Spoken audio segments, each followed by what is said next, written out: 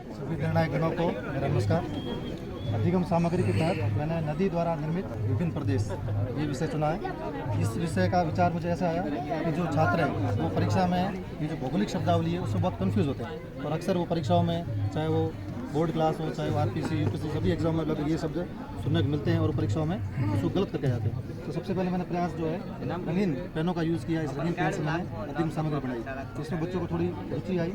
इससे भी थोड़ा एक स्टेप आगे बढ़ गया। तो मैंने चित्र बनाया तो चित्र में बच्चों को और अच्छा लगा और उसको उन्होंने समझने का प्रयास किया। उसके बाद में एक स्टेप और बढ़कर मैंने मॉडल बनाया कि मॉडल से अगर समझा जाए तो उस ज्ञान को स्थायी किया जा सकता है और वो बच्चे अगर स्थायी ज्ञान प्राप्त कर लेंगे तो परीक्षा में गलत नहीं कर पाएंगे। उसके बाद भी थोड़ा इस बैटरी को जोड़कर एक वर्किंग मॉडल बनाया ताकि बच्चों को बताया जाए कि किस प्रकार से जो है नदी पहाड़ों से रवाना होती है और जब समुद्र तक पहुँचती है तो किस प्रकार के अलग अलग प्रकार के क्षेत्र बनाती है। तो नदी जब पहाड़ों से रवाना होती है तो उसकी स्पीड तेज़ होती है तो बड़े बड़े पत्थरों को साथ में लेकर आती है, लेकिन गिरिपथ में पहुँचने बाद में उसकी स्पीड जो है कम हो जाती है तो बड़े बड़े पत्थरों को वहीं छोड़ देती है। वहाँ छोड़ने पर नदी है अदृश्य हो जाती है, जबकि होती वो नीचे से निकलती है लेकिन लगता है ऐसा जैसे वो अदृश्य हो चुकी है। तो ये वाला जो क्षेत्र है ये बाबर क्षेत्र कहलाता है और ये कृषि के योग्य नहीं है पथरीला होने का।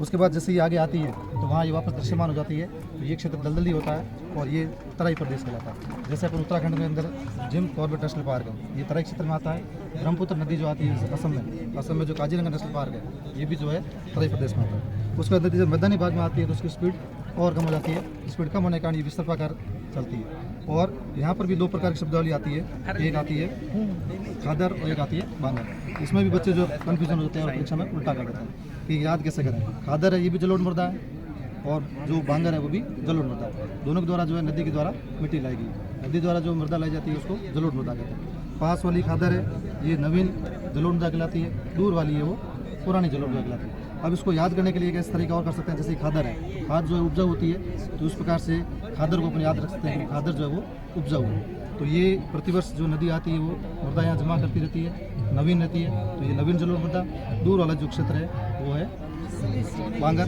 पुरानी जलोढ़ मृदा।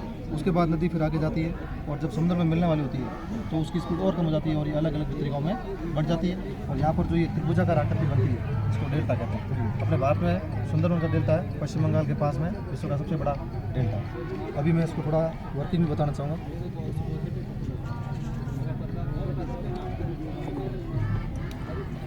पथरीले भाग में, अब पथरीले भाग में जैसे देखेंगे वहाँ नदी ऐसे लगती जैसे लुप्त हो गई है। फिर बस यहाँ जैसे पानी डालेंगे तो पानी जो है नीचे चले जाएगा और यहाँ दिखेगी नहीं।